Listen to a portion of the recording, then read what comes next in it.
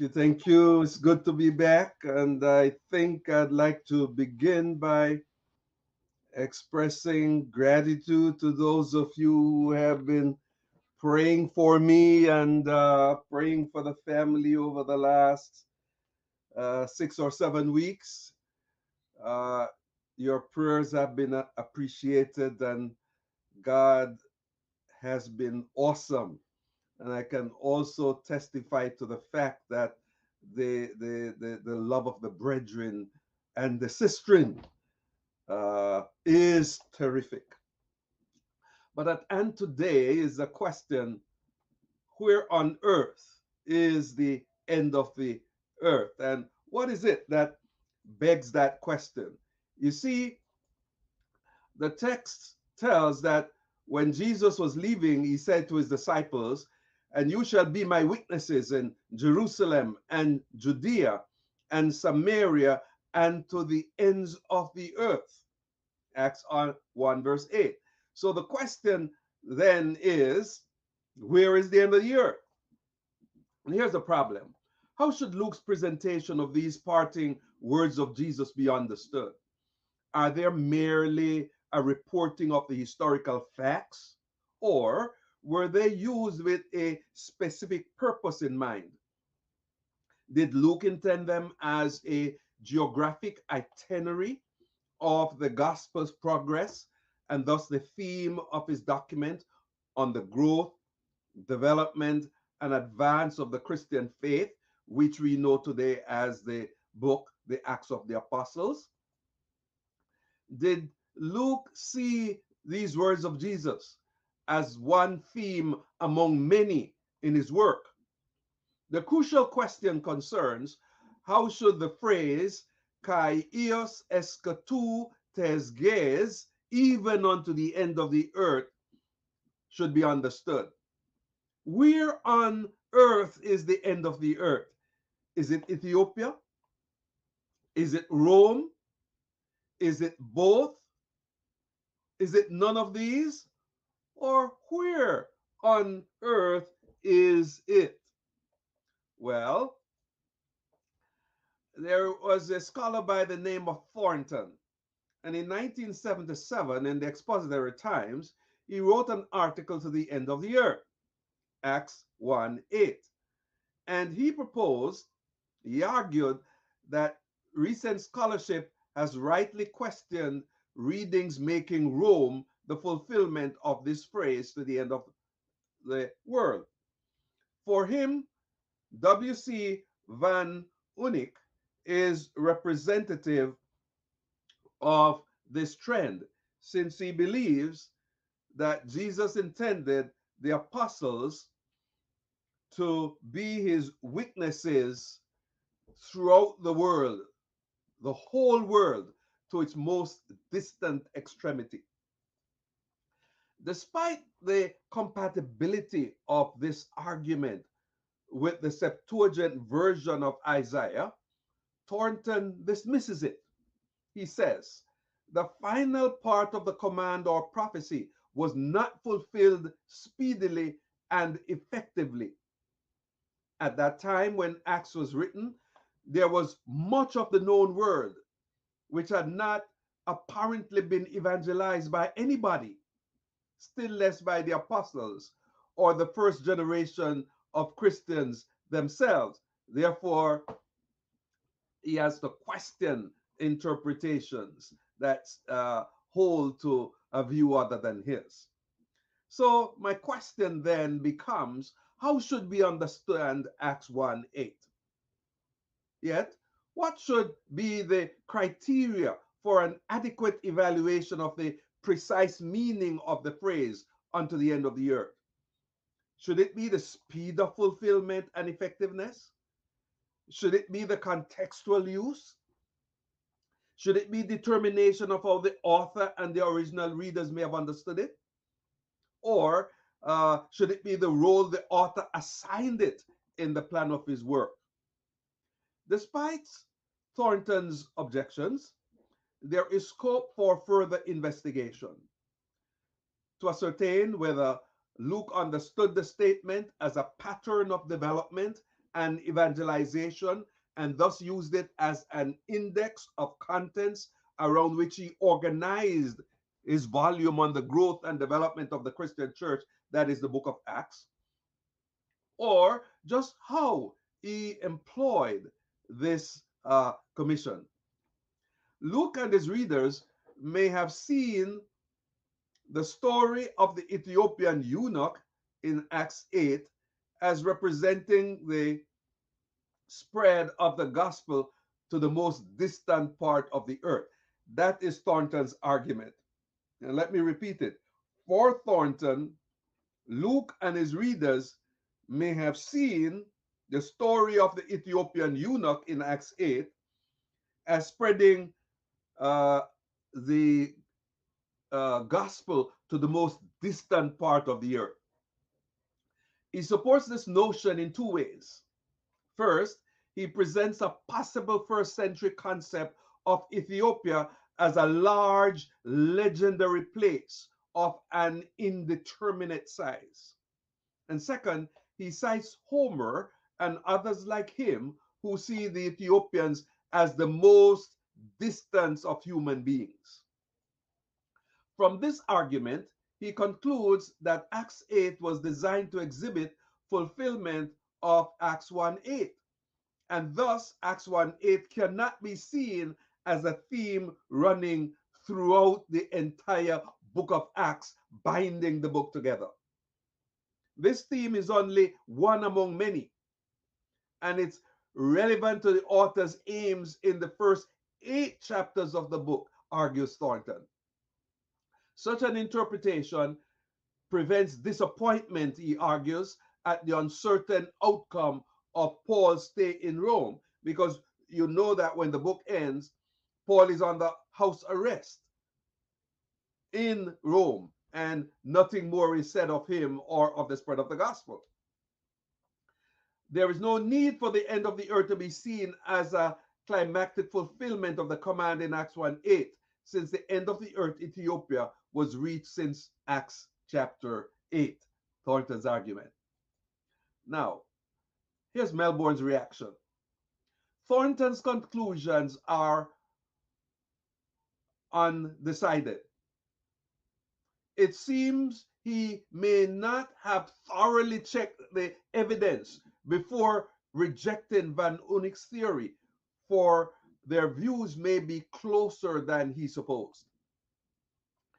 Number two, Acts 8 isn't the only section that demonstrates fulfillment of Acts 1:8.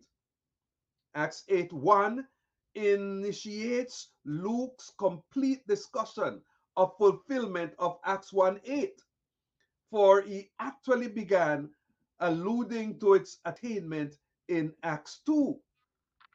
And thirdly, Melbourne argues regarding the conversion of the Ethiopian eunuch as implying the movement of the gospel to the ends of the earth does not preclude Acts 1:8 from being the theme of the entire book of Acts.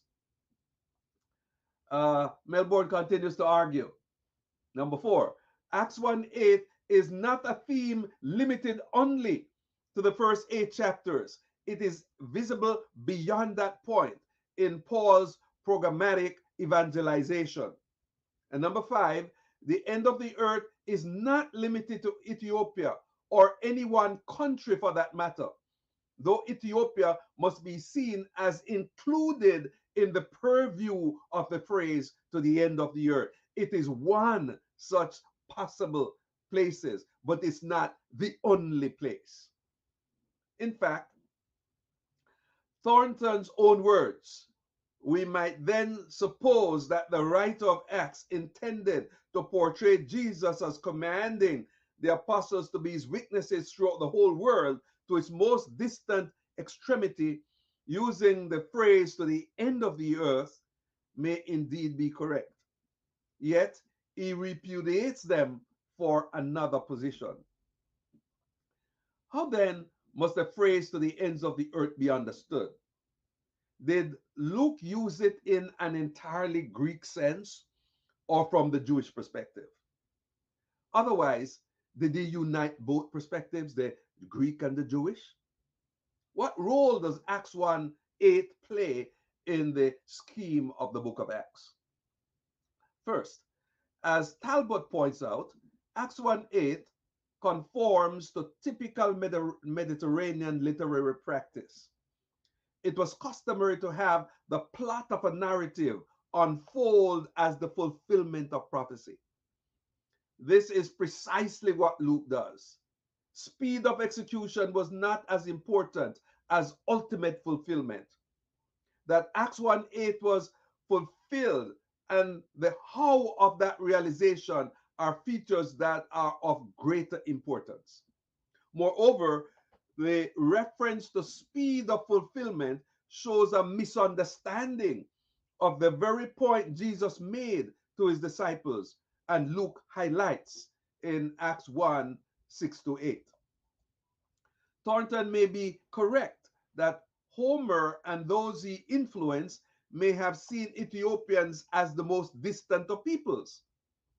He may have missed the point, however, that in classical Greek, eschatos, meaning last, was a superlative form derived from the preposition ek and ex, out of and away from, and originally designated the person or the thing that was furthest outside.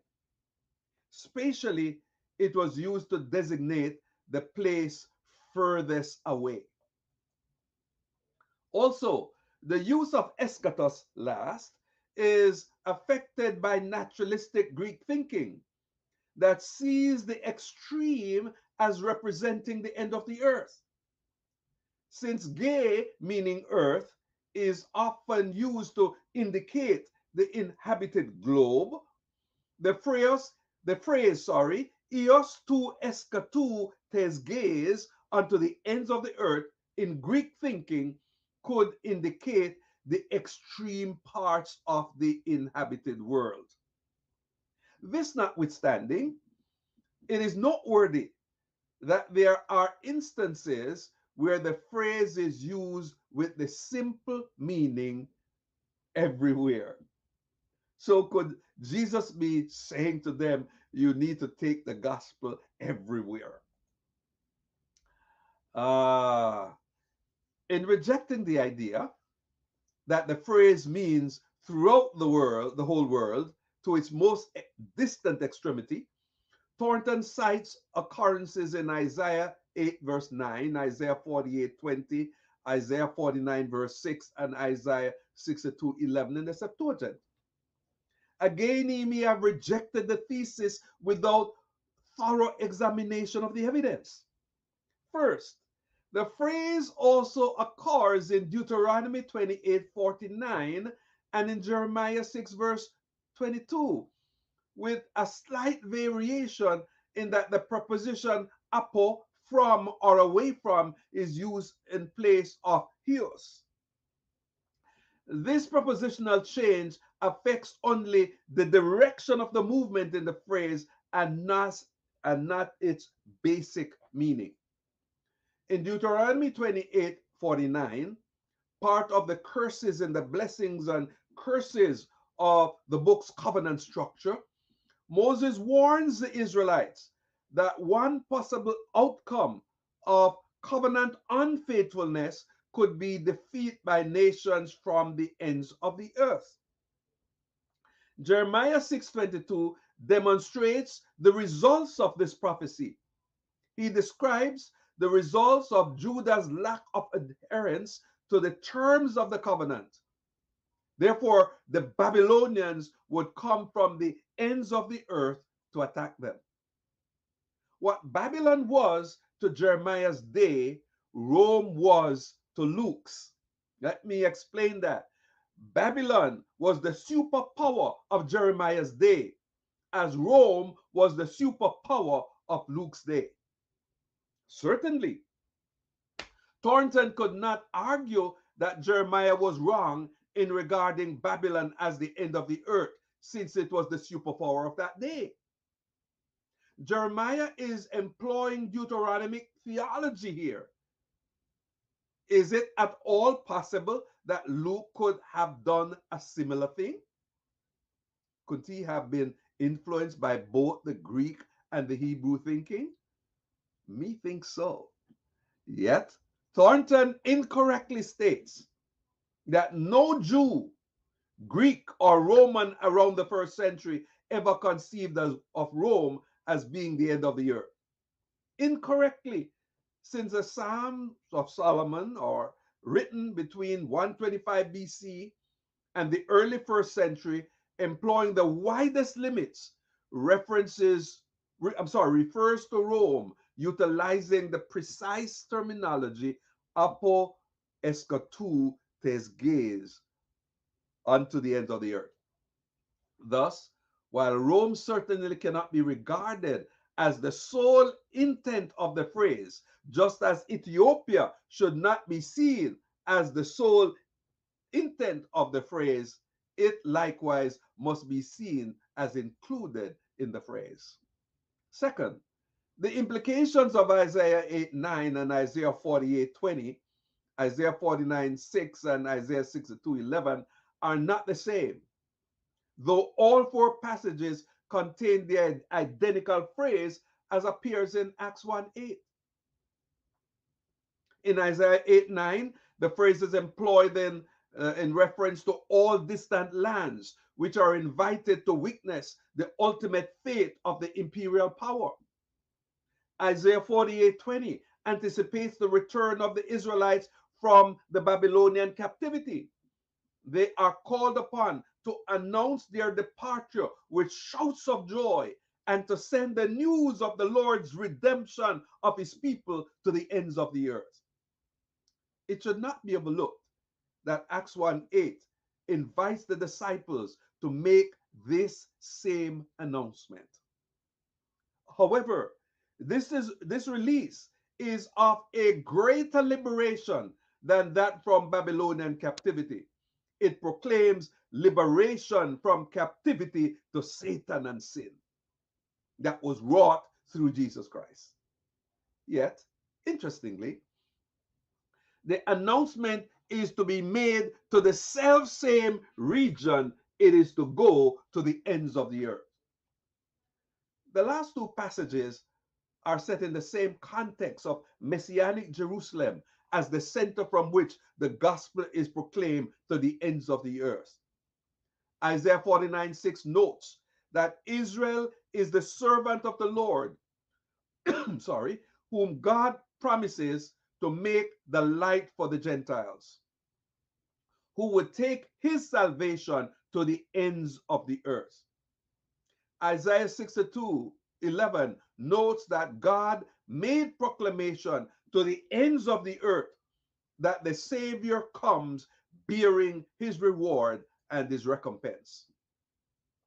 In the latter passages, the phrase seems inclusive and appear to encompass both surrounding nations and remote or distant lands. Thus, the conclusion is apparent. Even in Jewish usage, the phrase is not limited in meaning. It can refer to Assyria, Babylon, and Rome, not remote countries.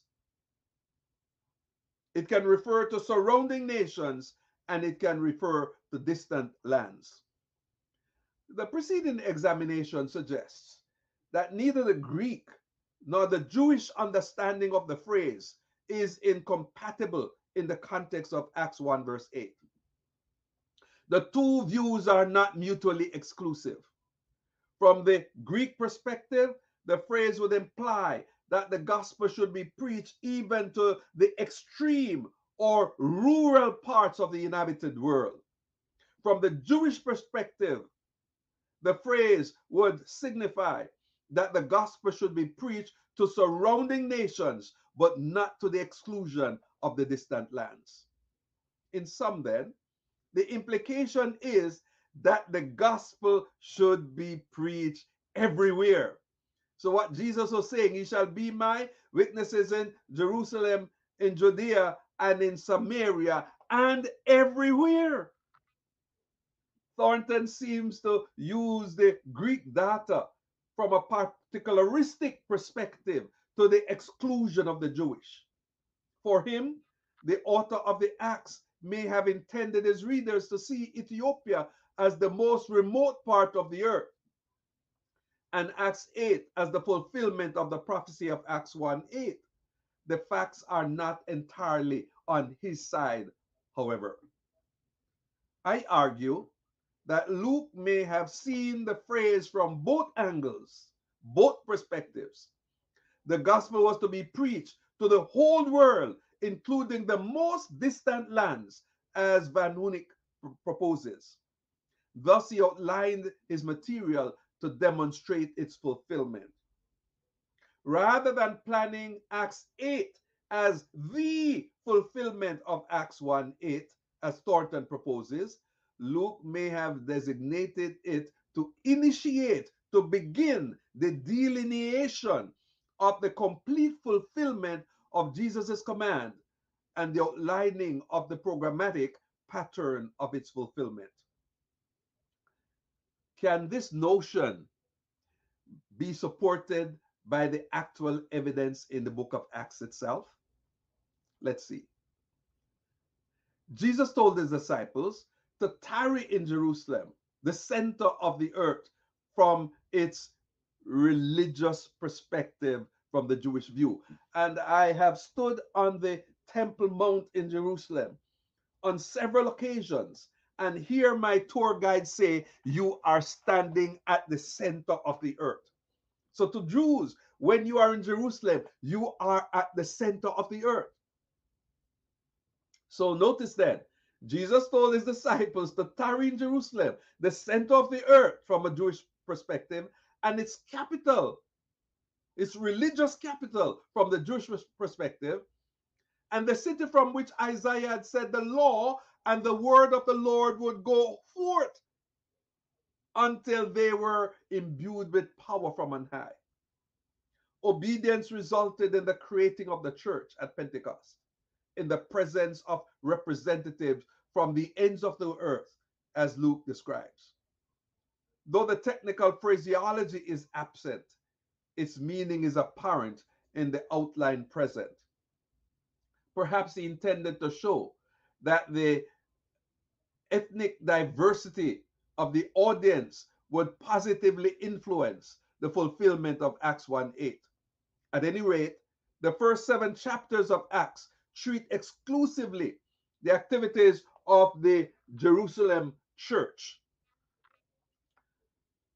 Though it was growing and becoming settled, it was not reaching out beyond Jerusalem. Its leaders were apparently contented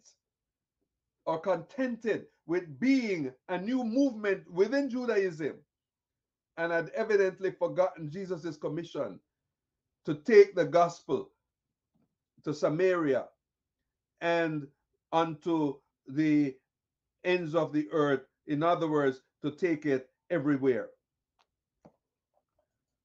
The Hellenistic Christian Jew, Stephen, was first to understand the meaning of Jesus' death for Christians and the temple.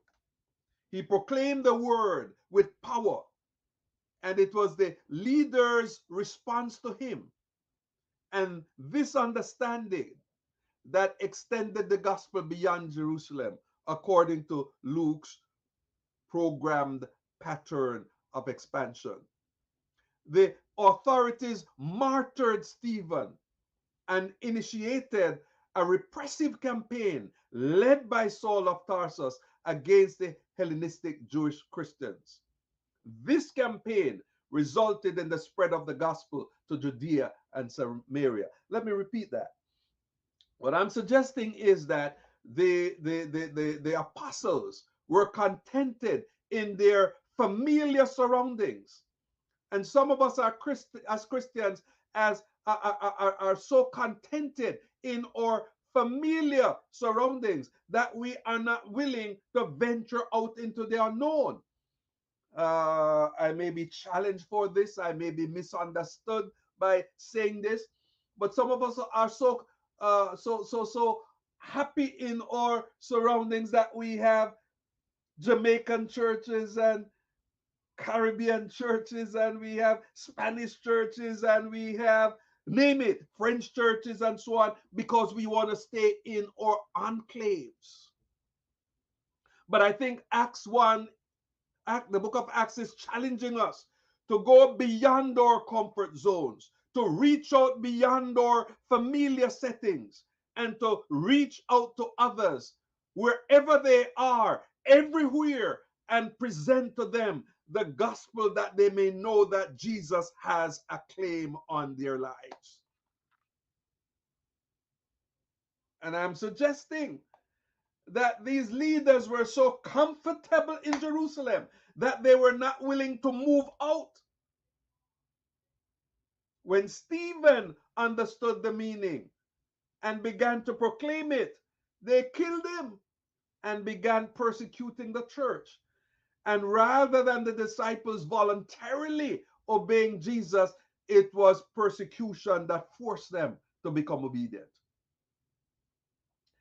I wonder if we today can learn anything from that. Anyway, in Acts 8:1, Luke notes that it was persecution against the church at Jerusalem that drove the brethren out of their comfort zone and into the fulfillment of Jesus' commission of Acts 1:8. Luke notes that the brethren were all scattered abroad throughout the regions of Judea and Samaria.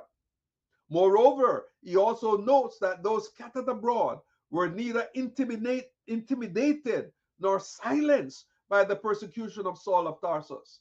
Rather, they went from place to place proclaiming the gospel. How sad! Their obedience came under forced circumstances rather than voluntarily. Are there implications for us? In the rest of the chapter 8 that is, Luke gives two illustrations of how those scattered abroad proclaim the word from place to place. First, he shows how Philip went down to Samaria to work among the Samaritans.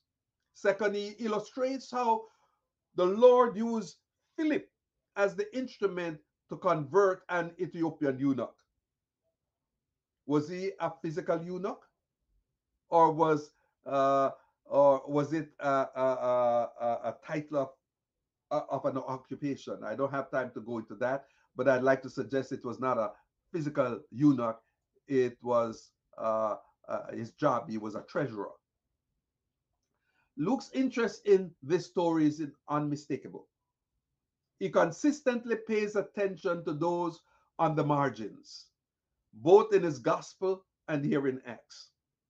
That he understood the story as a mission to Black Africa and the sons of Ham is evidence. Scott contends that his readers would have understood him as making this reference, since Ethiopia in the Greek is the Greek name for the territory of Cush, the first son of Ham. Kane Felder notes that this is the longest passage in the New Testament that explicitly and unambiguously deals with Black Africa in relation to the Holy Land in the New Testament. The point is that with this story, Luke highlights the inclusion of Blacks, not just in the spread of the gospel, but in its advance to the ends of the earth. Also, the variant reading of this passage, suggesting that the Holy Spirit fell on the eunuch, cannot be ignored. It shows that some in the early church saw parallels between what happened here for Blacks and what occurred at Pentecost for Jews, and what happened at Samaria and at the Cornelius' house. If this reading correctly represents the facts, then it could signify the Black Pentecost. The Black Pentecost. So, Acts 2, the Jewish or general Pentecost, the Jewish Pentecost. Acts 8, the Black Pentecost. And Acts 10, you have Pentecost for Gentiles. Interesting. Luke notes that after his baptism, the eunuch went on his way rejoicing, presumably to his end of the earth. Hegel follows a similar line, stating that what is reported in Acts 8 is of decisive significance for Luke himself, because here the commission represented by the risen Christ in Acts 1:8 is being fulfilled. As a result of the expulsion of the Hellenists from Jerusalem, the gospel was passed on to Samaria and finally, in the figure of the Ethiopian on his way home, reached that end of the earth. I agree with Hegel, is being fulfilled, but disagree with reach the ends of the earth. For Acts 8 is not the only place where this fulfillment is highlighted in the book of Acts. In Acts 9, Luke records the conversion of another person who would be instrumental in taking the gospel to the ends of the earth, Saul of Tarsus. Up to this juncture, the spread of the gospel had been among Jews. Before giving the spread of the gospel to other distant lands, Luke updates his readers on his progress in Judea. He shows how the Spirit led Peter there for the conversion of a Gentile whose admission to fellowship would have profound effect on the composition of the church, Cornelius. In Acts 11:19, Luke notes the progress of the gospel through the entire world. As a result of the persecution recorded in Acts 8:1, the gospel was taken to Jews in Phoenicia, Cyprus, and Antioch. This means the gospel was going everywhere. He notes that some Cyprian and Cyrenian Christians preached the gospel to Gentiles in Antioch with such success that Saul had to be brought from Tarsus to assist them in the Gentile mission. As the work grew, the spirit of mission developed, and the Holy Spirit directed in the commissioning of Saul and Barnabas to preach the gospel to distant lands. Confirmation of this interpretation of the facts here and in the article I wrote on it can be had from Acts 13:47, where, according to Luke, Paul tells the Jews of Antioch in Pisidia, quote, "For this is what the Lord has commanded us. I have made you as a light for the Gentiles, that you may bring salvation to the ends of the earth." So Scott observes that Paul's mission following his conversion is expressly concerned with bringing of salvation to the ends of the earth.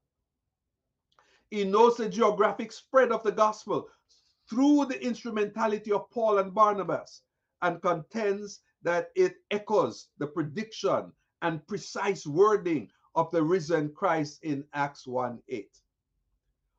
Paul Hill views Acts 13:47 as programmatic of Paul's mission in Acts, establishing a pattern that appears again and again. Seeing that this verse is reflective of Acts 1:8, as he himself admits, then to that extent it is both a fulfillment and an illustration of it. Paul did take this task seriously and successfully took the gospel to scores of distant cities in the then inhabited world. Luke uses the last 16 chapters of his work to describe Paul's activities and his mission to distant cities in Asia Minor and Europe. Now, one last thing is left to consider. Why did Luke climax his work in Rome? Why did Luke end with Paul in Rome? Did he intend it to be the end of the earth?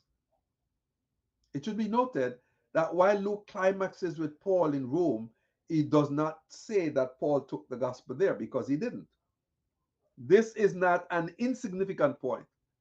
Several facts are evident, however, from what is known. The journey motive is a featured emphasis in both volumes of Luke's history of Christian origin, growth, and development, In his first volume, The Gospel of Luke, the journey of Jesus from Galilee to Jerusalem is featured from from Luke 9:51 to Luke 19:27. On this journey, the disciples are trained for Gentile missions. They are sent out to prepare for his advance. They are sent on missionary tours to cities Jesus would later visit. They are prepared for the Passion events. We could say the main feature of the first volume is the gospel's journey from Galilee to Jerusalem and the events surrounding its arrival in Jerusalem. Luke's second volume features several journeys. The first half shows Philip and Peter journeying to spread the gospel in Samaria, Gaza, Lydia, and Caesarea. Next, the journey of the Ethiopian eunuch to his end of the earth with the gospel. Luke shows how Saul, on a journey to Damascus to persecute Christians, is confronted and converted by the resurrected Lord. It is his journeys that occupy the second half of this second volume of Christian origins that we call the Acts of the Apostles. It seems that while the gospel's arrival in Jerusalem was the feature of the first volume, its departure from Jerusalem is the feature of the second volume. So then, why the question still remains: why did Luke climax his second volume with the arrival of Paul in Rome? Are there any parallels between Jerusalem and Rome? From Paul's writings, and Paul is the hero of the second half of the book of Acts, we can detect his passion to preach in Rome. Not even imprisonment could deter him from this mission. If Luke was indeed one of his companions, as he suggests, and we believe he was, then he was aware of this passion. Yet for Paul, going to Rome with the gospel had become more than a passion. It was a mandate, for during his imprisonment in Caesarea, God had promised him, "Take heart, for as you have borne witness in Jerusalem, just so it is necessary for you to testify in Rome." This necessity here is expressed by dei in Greek, which connotes a divine necessity. So then, why was preaching the gospel in Rome Paul's passion, and why was it a divine necessity? Few would gainsay the notion that Rome was the superpower of the first century. Thus, its capital would be regarded as the world's political capital. Again, it is known that Jerusalem was regarded, especially by Jews, as the religious capital of the world and its center. Knowing this passion and the divine necessity under which Paul operated, could Luke have climaxed in his work in Rome to demonstrate that Paul achieved this goal, while at the same time showing the fulfillment of Acts 1:8, the gospel leaving the religious capital of the world and going to the political capital of the world? It is my contention that Luke traced the spread of Christianity from the religious capital of the world, Jerusalem, through distant cities in Asia Minor and Europe to the political capital of the world, Rome. Furthermore, Paul regarded himself as the apostle to the Gentiles. He had a passion for their evangelization, while Peter claimed responsibility for the initiation of the Christian Gentile initiative. It was Paul who was foremost in its advance. So why did Luke climax his work in Rome? In Romans 15:19, he shows a pattern of progress in his Gentile mission. He said he had progressed from Jerusalem to Illyricum. It appears he is on his way to Rome. Why? It is the political capital of the world. It is the Gentile capital at the same time, and therefore was a prime target for his Christian Gentile initiative.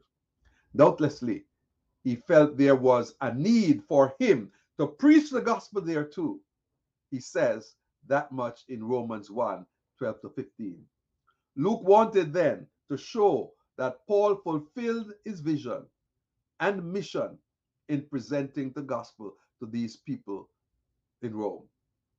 Moreover, Luke also had a polemic purpose in mind. He wanted to demonstrate that people in the world's capital, the capital city, were responding to the gospel's transforming power, and it was not causing any disruption. Christianity was making a dent in Rome, but there was no uproar. This would naturally give the fledgling movement some standing in the eyes of people around the emperor who would read his work. Finally, I see Luke climaxing his work with Paul in Rome because he wanted to show that while the gospel met with opposition in some places, it was having success in the capital city. In fact, he shows that his hero, Paul, was at liberty to preach the gospel there in Rome unhindered.